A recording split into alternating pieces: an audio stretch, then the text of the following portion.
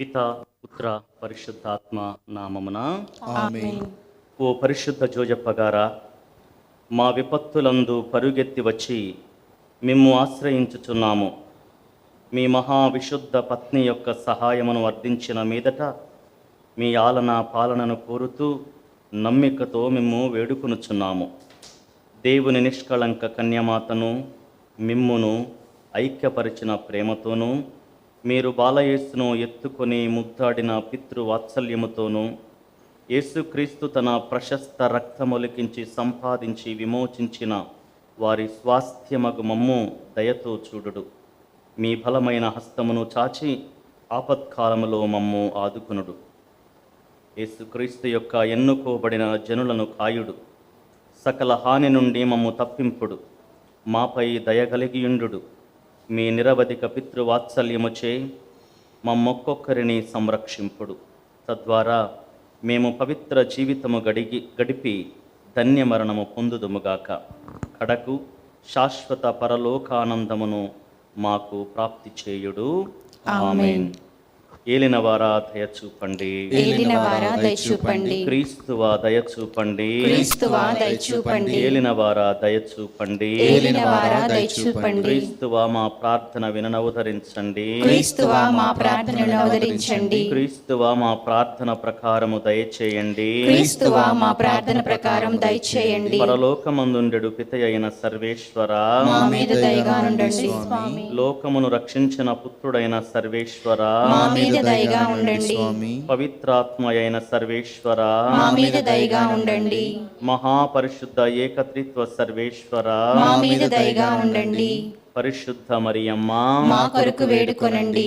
పునీత జోజప్ప గారా, మా మీద దయగా ఉండండి. దావీదు గోత్రములో ప్రసిద్ధి చెందిన పునీత జోజప్ప గారా, మా మీద దయగా ఉండండి. పితాపుత్రుల యొక్క ప్రకాశవంతమైన పునీత జోజప్ప గారా, మా మీద దయగా ఉండండి. దేవమాత యొక్క విరక్తత్వ భర్త అయిన పునీత జోజప్ప గారా, మా మీద దయగా ఉండండి. పరలోక కన్య యొక్క పరిశుద్ధ కావలి వారైన పునీత జోజప్ప గారా, మా మీద దయగా ఉండండి. దైవసుతుని సాకుడు తండ్రి అయిన పునీత జోజప్ప గారా, మా మీద దయగా ఉండండి. క్రీస్తునాథుని కాపాడుటలో చురుకు కలిగిన పునీత జోజప్ప గారా, మా మీద దయగా ఉండండి. మహానీతిమంతులైన పునీత జోజప్ప గారా, మా మీద దయగా ఉండండి. మహావివేకము గల పునీత జోజప్ప గారా, మా మీద దయగా ఉండండి. మిక్కిలి శక్తి గల పునీత జోజప్ప గారా, మా మీద దయగా ఉండండి. మహావిధేయులైన పునీత జోజప్ప గారా, మా మీద దయగా ఉండండి. మహావిశ్వాసము గల పునీత జోజప్ప గారా, మా మీద దయగా ఉండండి. ఓర్పునకు అర్థమైన పునీత జోజప్ప గారా, మా మీద దయగా ఉండండి. బీదరికమును ప్రేమించడు పునీత జోజప్ప గారా, మా మీద దయగా ఉండండి. పనివారులకు మాతృకైన పునీత జోజప్ప గారా, మా మీద దయగా ఉండండి. కుటుంబ జీవితములకు అలంకారమైన పునీత జోజప్ప గారా, మా మీద దయగా ఉండండి. కన్యకల కావలివారైన పునీత జోజప్ప గారా, మా మీద దయగా ఉండండి. కుటుంబమునకు ఆదరువైన పునీత జోజప్ప గారా, మా మీద దయగా ఉండండి. పేదలకు ఊరట అయిన పునీత జోజప్ప గారా, మా మీద దయగా ఉండండి. వ్యాధిగ్రస్తులకు నమ్మిక అయిన పునీత జోజప్ప గారా, మా మీద దయగా ఉండండి. మరణించెడు వారులకు పాలకులైన పునీత జోజప్ప గారా, మా మీద దయగా ఉండండి. పిశాచులకు భయంకరమైన పునీత జోజప్ప గారా, మా మీద దయగా ఉండండి. తిరుసభను కాపాడువారైన పునీత జోజప్ప గారా, మా మీద దయగా ఉండండి. సర్వేశ్వరుని గొర్రెపిల్ల లోకము యొక్క పాపములను పరిహరించెడు వారా, యేసు పాపములను మన్నించండి స్వామి. సర్వేశ్వరుని గొర్రెపిల్ల లోకము యొక్క పాపములను పరిహరించెడు వారా, యేసువా మా ప్రార్థన ప్రకారం దయచేయండి.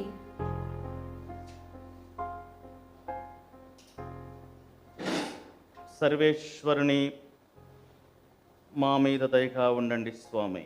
సర్వేశ్వరుడు తమ ఇంటికి వారిని అధికారిగా నియమించిన మీ సమాధానము మరియు వారిని తన ఆస్తికంతటికి ప్రభువుగా చేసెను. ప్రార్థించుదము. సర్వేశ్వర స్వామి, చెప్పకూడని అక్కరతో మీ తల్లికి విరక్తత్వ భర్తగా నుండా పునీత జోజప్ప గారిని తెలుసుకొన చిత్తగించితిరే. వారిని మేము ఈ భూలోకమందు మా పాలకులుగా వందించుటచే వారు మోక్షములో మా కొరకు ప్రార్థింప మేము పాత్రులమగునట్లు నిత్య జీవితులను సదాకాలము రాజ్య పరిపాలనము చేసేడు వారునైన మేము బ్రతిమాలుచున్నాము. ఆమేన్. ప్రియ విశ్వాసులారా, ఈరోజు పునీత జోజప్ప గారి పండుగ సందర్భంగా పరిశుద్ధ ఫ్రాన్సిస్ పాపు గారు తాను మనందరికి అందించినటువంటి ప్రార్థనలో ఉన్న కొన్ని ధ్యానాంశాలను కాసేపు మనం ఆలకించుదాం. ఈ ధ్యానాంశాలకు గాను మత్తయి సువార్త 2వ అధ్యాయము 19వ వచనము నుండి చదువుకుందాం. ఆమె భర్తయగు యోసేపు నీతిమంతుడగుటచే మరియమ్మను బహిరంగముగా అవమానింప ఇష్టము లేక రహస్యముగా పరిత్యజించుటకు నిశ్చయించుకొనెను. యోసేపు ఇట్లు తలంచుచుండగా ప్రభువు దూత కలలో కనిపించి, దావీదు కుమారుడవగు యోసేపు, నీ భార్య అయిన మరియమ్మను స్వీకరించుటకు భయపడవలదు. ఏలయన ఆమె పవిత్రాత్మ ప్రభావము వలన గర్భము ధరించినది. ఆమె ఒక కుమారుని కనును, నీవు ఆయనకు యేసు అను పేరు పెట్టుము. ఏలయన ఆయన తన ప్రజలను వారి పాపముల నుండి రక్షించును అని చెప్పాను. 24వ వచనం. నిద్ర నుండి మేలుకొనిన యోసేపు ప్రభువు దూత ఆజ్ఞాపించినట్లు తన భార్యను స్వీకరించెను. ప్రియులారా, మనందరి జీవితాలలో క్లిష్ట పరిస్థితులు అనేవి తప్పనిసరిగా ఎదురవుతూ ఉంటాయి. క్లిష్ట పరిస్థితుల సమయంలో మన గుండె బరువెక్కుతుంది. అలాంటి పరిస్థితి పునీత యోసేపు గారికి కూడా తలెత్తింది. ఎవరమైనా మనసులో ఉన్నటువంటి భారాన్ని తీసివేసుకుంటేనే మనసుకు ప్రశాంతత అనేది ఉంటుంది. మరి యోసేపు గారిని కూడా తనతో నిశ్చితార్థమైనటువంటి మరియ తన ప్రమేయం లేకుండా గర్భవతిగా కనిపించడంతో ఆ క్లిష్ట పరిస్థితిని తట్టుకోలేక ఆయన పలు రీతులుగా ఆలోచన చేస్తూ ఉన్నాడు.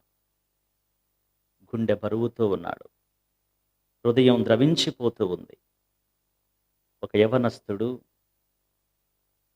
తాను చేసుకోబోయేటటువంటి అమ్మాయి గర్భం దాల్చి ఉంటే ఏ యవనస్తుడు ఈ లోకంలో తట్టుకోగలడండి? అలాంటి సంక్లిష్టమైనటువంటి పరిస్థితి, మనసులో ఆందోళన, కలవరపాటు, సంఘర్షణ. మరి దానిని అధిగమించే విధంగా దేవుడు జోక్యం చేసుకొని యోసేపు గుండె బరువును తగ్గిస్తూ ఉన్నాడు. మనలో ఉన్నటువంటి భారాన్ని, మనస్సులో ఉన్నటువంటి భారాన్ని తీసేసుకుంటే మనసు ప్రశాంతంగా ఉంటుంది. ఒకసారి ఒక కుటుంబంలో అక్కా తమ్ముడు ఇద్దరు ఉన్నారు. వాళ్ళ ఇంట్లో ప్రేమతో పెంచుకుంటున్నటువంటి ఒక బాతు ఉందంట. ఆ బాతును ఈ చిన్నవాడు వాళ్ళ తమ్ముడు బాగా కొట్టాడు. కొట్టేసరికల్లా వాళ్ళ అక్క వాడిని బాగా బెదిరించింది. అమ్మకు చెప్తా నీ సంగతి, నువ్వు బాతును ఎంత చిత్రహింసలు పెట్టావో, కర్రతో కొట్టి ఇబ్బంది పెట్టావు, అమ్మ వచ్చాక నీ సంగతి చెప్తా అనేసరికి వాడు బతిమలాడటం మొదలుపెట్టాడు. భయంతో వణికిపోతున్నాడు. అమ్మకు చెప్తే అమ్మ వాడిని చావగొడుతుందని చాలా బాధపడుతూ ఉన్నాడు. అక్క దయచేసి అమ్మకు చెప్పొద్దక్క అని బ్రతిమాలాడట. అయితే అక్క ఒక కండిషన్ పెట్టింది. ఏంటా కండిషను? సరేరా, అమ్మకు నువ్వు చేసిన పని చెప్పకుండా ఉండాలంటే, అమ్మతో నిన్ను తన్నించకుండా ఉండాలంటే నువ్వు నేను చెప్పే పని చేయాలి. చేస్తానక్క అన్నాడు. ఏంటా పని? ప్రతిరోజు నేను ఇంట్లో ఉన్న అంట్లు తోముతాను కదా, పాత్రలన్నిటినీ, నా పని నువ్వు చేయాలి. నువ్వు చేస్తే అమ్మకు చెప్పకుండా నేను ఉంటాను అనేసరికి పాపం భయంతో చేస్తానక్క అని ఒప్పుకున్నాడంట. ఒక రోజు అయిపోయింది, 2 రోజులు అయిపోయింది, వారమైంది, 2 వారాలైంది. వీడికి ఇది పెద్ద టార్చర్‌గా ఉంది. వాళ్ళకేమో హ్యాపీగా ఉంది. దాని పనంతా వీడు చేస్తున్నాడు కాబట్టి. ఒకరోజు అనుకున్నాడంట.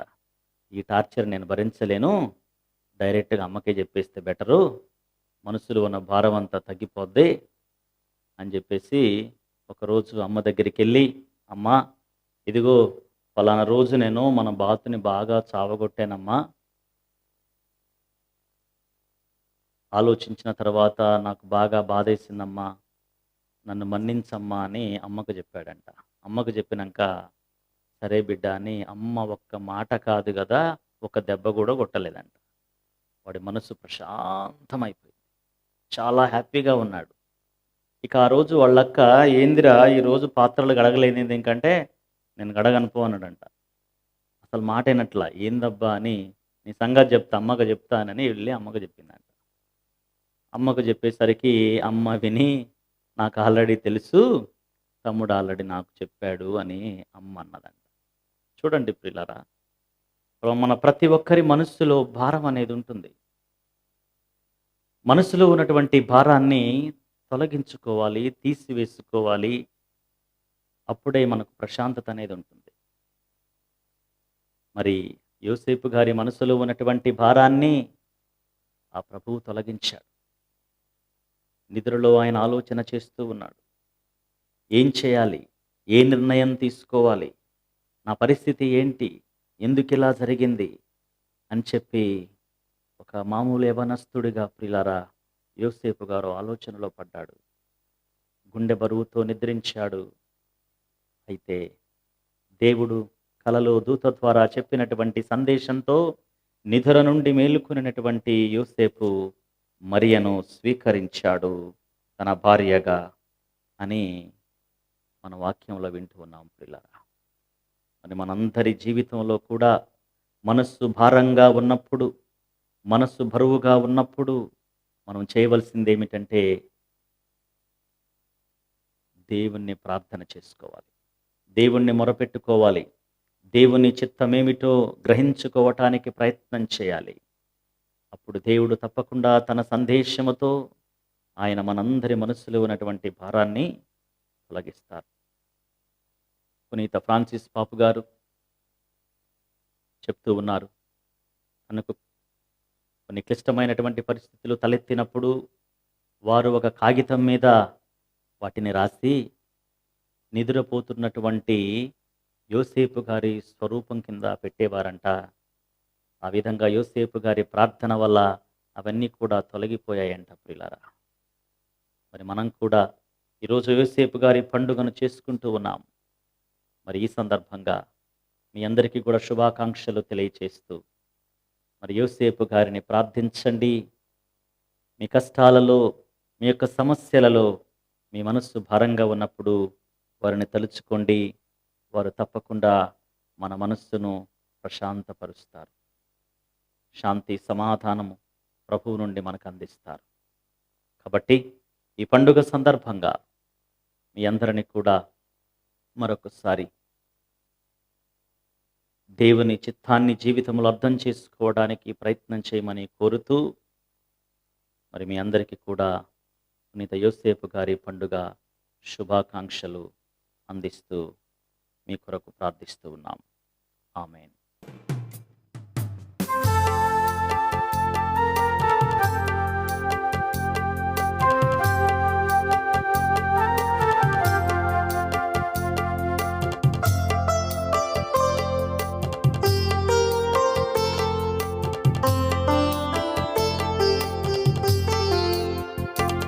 పునీత జోజప్పా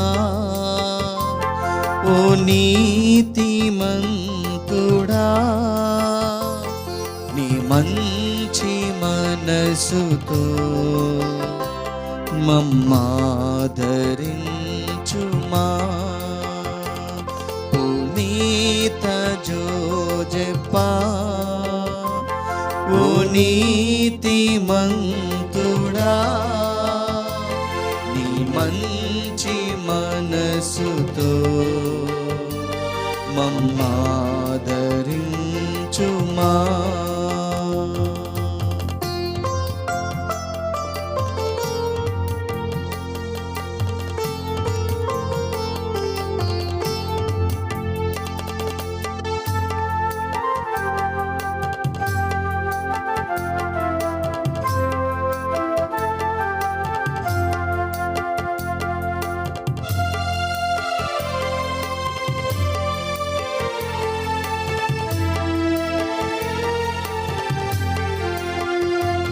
లిల్లీలు విరసిన వివాహరిమ్మను లిల్లీలు విరసిన వివాహరిమ్మను నీ చేతబూనినా ఓ సుగుణశీలుడా నీ చేతబూనినా ఓ సుగుణశీలుడా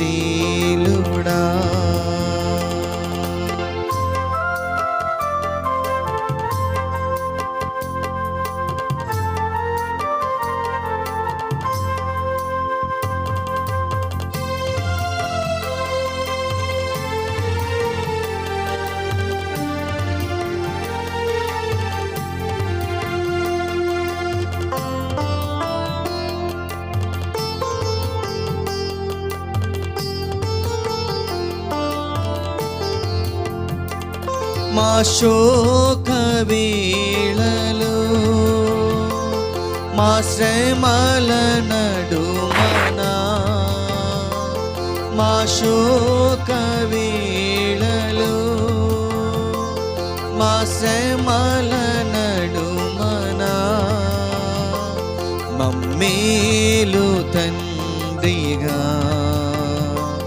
దీవించి కావుమా పునీత జోజప్పా ఓ నీతిమంతుడా నీ మంచి మనసుతో మమ్మాదరించుమా. పునీత యోసేపు గారికి ప్రార్థన. రక్షకుడు యేసుక్రీస్తు యొక్క సంరక్షకులైన యోసేపు గారా వందనం. ధన్య కన్యమరియ భర్త అయిన నీతిమంతుడా అభివందనం. క్లిష్ట పరిస్థితుల్లో దేవుని చిత్తాన్ని కలల ద్వారా గ్రహించుకున్న విశ్వాస వీరుడా స్తోత్రం. మరియను భార్యగా యేసుని కుమారునిగా స్వీకరించిన సాధుశీలుడా స్తుతి స్తోత్రం. బాలయేసు మరియలను పోషించి కుటుంబ విలువలను నేర్పిన మహాత్ముడా నమస్కారం. కష్టపడి శ్రమించి పని యొక్క ఘనతను తెలిపిన కార్మికుడా జోహార్లు నీకు. అనేక ఆపదల నుండి బాలయేసును కాపాడిన ఆత్మీయ తండ్రి వినయాంజలులు మీకు. మీకు అంకితమైన ఈ ప్రత్యేక సంవత్సరములో ప్రపంచ కథోలిక స్త్రీ సభను కాచి కాపాడండి. పనిలో, ప్రార్థనలో, మౌనంలో, మాటల్లో మీ వలె నడుచు భాగ్యమియ్యండి. కార్మిక కర్షకులకు, వలస పీడితులకు అవసరమైన వరాలను ప్రసాదించండి. నాన్నలందరికీ నీ వలె కుటుంబ భారాన్ని మోయు శక్తినివ్వండి. పుణ్య జీవితము జీవించి ధన్యమరణం పొందు అనుగ్రహము దయచేయండి. యేసు మరియ సాయంతో నీవు మాకివ్వలేని వరాలు లేవని నమ్ముచున్నాము. మా భారతదేశాన్ని, మా తెలుగు స్త్రీ సభను సంరక్షించండి. మమ్మందరినీ దేవుని బాటలో నడిపించండి. క్రీస్తు సువార్తకు బలమైన సాక్షులుగా మలచండి. త్రియేక దేవునితో, మరియమాతతో పరలోకములో మేము దర్శించు భాగ్యమును ప్రసాదించండి. ఆమేన్. ప్రభువు మీతో ఉండునుగాక, మీ ఆత్మతోనూ ఉండునుగాక. సర్వశక్తి గల సర్వేశ్వరుడు పిత, పుత్ర, పరిశుద్ధాత్మ దేవుడు పునీత జోజప్ప గారి ప్రార్థన సహాయమున మీ అందరినీ దీవించి కాచి కాపాడుదురుగాక. ఆమేన్.